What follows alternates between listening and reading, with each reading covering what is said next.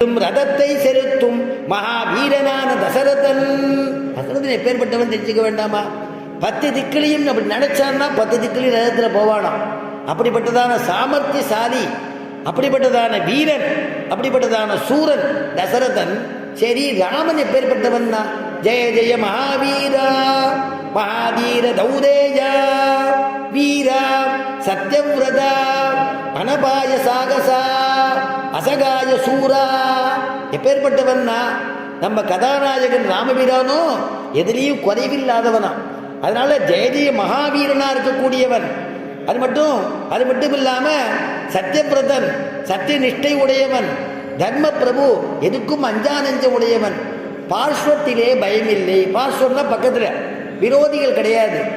அப்படி இருக்கச்சே ராமனுக்கு எதுக்கு கட்டுக்காவல்? ஆனால் கிருஷ்ணனுக்கோ இவன் அவதரித்த யுகமோ, என்ன யுகத்தில் அவதரிச்சிருக்கிறான் தெரியுமா? கிருஷ்ண பரமாத்மா கலியுகத்துக்கு தோல் தீண்டியான துவாபர யுகம். கலியுகத்துக்கு தோல் தீண்டியான துவாபர யுகம். துவாபர யுகத்தில் அவதரிச்சிருக்கான். பிதாவான நந்தகோபரோ பசும்புல் மிதியாத பரம சாது. பிதாவான நந்தகோபர் இருக்காரு, அவர் எல்லாத்துக்கும் பயப்படுவார். ஒரு என்ன ராமானுஜத்தோட சிஷ்யர் இருந்தார், கூரத்தாழ்வான். அவரை போய் சாப்பிட்றதுக்கு அமுது செய்யறதுக்கு வந்திருக்காளே, வாழலையை பறிச்சுன்னு வாங்கினா, வாழலையை பறிச்சுன்னு வரது போது வாழலையை எடுக்கும்போது அதுலேருந்து ஜலம் வடியும் இல்லையா, அதை நினச்சி ஒவ்வொரு ஜீவனுடைய கையை நான் முறிச்சுட்டேனே, ஒரு இலையை அறுத்துட்டேனே அழுதுன்னு உட்காந்துருப்பாராம். அப்படிப்பட்ட சிஷ்யர்களாக இருந்தாலும் அந்த மாதிரி பசும்புல் மிதியாத பரமசாது நந்தகோபர் எப்பேற்பட்டவரா?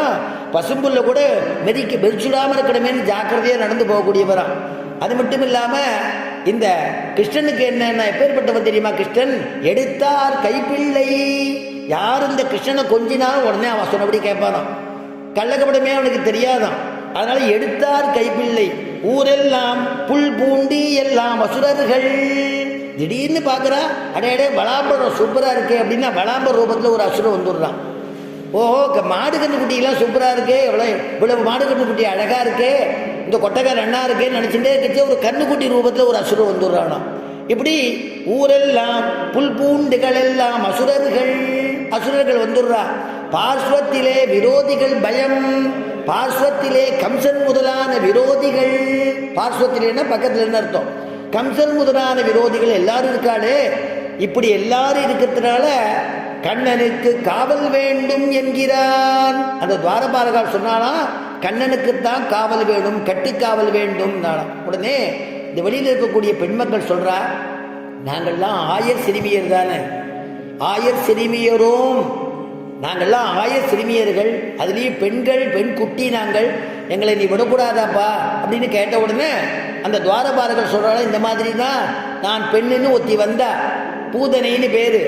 அவள் விஷத்தை தடவிண்டு, பால் விஷத்தை தடவிண்டு வந்தா, அந்த கண்ணனுக்கு விஷத்தை கொடுக்கறதுக்கு வந்தா. அப்புறம் அந்த கண்ணனே அவரை வதம் பண்ணினா. அந்த மாதிரி யார் எதிரி வரான்னு தெரிய மாட்டேங்கிறது, அதனால யாரையும் விடக்கூடாதுன்னு சொல்லிட்டார். விடமாட்டோம்னா மறுபடியும் கெஞ்சினா. கண்ணை அசைச்சா துவாரபாலகால் சரி போனா போட்டும், பெண்கள் குழந்தைகள் தான் பக்தியோட வந்திருக்கோங்கிறா, போயிட்டு வரட்டும்னு அங்கேருந்து கிளம்பி கொஞ்சம் தூரம் போனா. கொடி தோன்றும் தோரண வாசல் காப்பானே. அடுத்தது ஒரு வாசல் இருந்துதான். ஏன்னா கொடி தோன்றும் தோரண வாசல் காப்பானே, ஆச்சரியமான துவயஸ்தம்பம். அங்க வாயில் காப்பான் 2 பேர் நிற்கிறாளாம். எல்லாத்துக்கும் ஒரு கொடி உண்டு இல்லையா? இப்படி சொல்லும் பொழுது உள்ள பெருமாள் விஷ்ணு பரமாத்மா இருக்கான்னா வாசல்ல பார்த்தேன்னா கருட கொடி. அதே மாதிரி முருகன் இருக்கான்னா சேவல் கொடியோன்னு சொல்றது, சேவல் கொடி.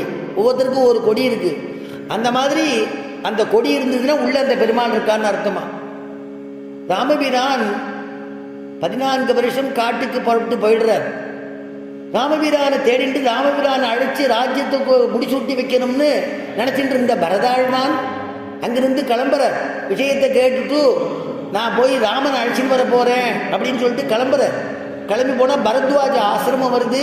பரத்வாஜ ஆசிரமத்தில் சேவித்து அவர் அடிபணிந்து இந்த மாதிரி ராமனை பிரார்த்திக்கிறதுக்காக, அண்ணாவை பிரார்த்திக்கிறதுக்காக போயின்னு இருக்கேன்னு சொன்ன உடனே, நல்லபடியாக போயிட்டு வா, உன்னுடைய மனசுபடி நல்லபடியாக நடக்கட்டும் எல்லாம், ஆனால் எப்படி கண்டுபிடிக்கணும்னு தெரியாதுன்னு சொல்லாத, இப்படியே போனீங்கன்னா மந்தாகினி நதி கரை இருக்கு, அதோடைய தாழ்வரையில் பன்னசாலை அமைச்சிருப்பா, அநேக ரிஷிகள்லாம் அங்கே இருப்பா. ஆனால் உன்னுடைய அண்ணா ராமபிரான் அங்கே இருக்கக்கூடிய இடம் அந்த பர்ணசாலை மேலே கோவிதார கொடி பறக்கும்.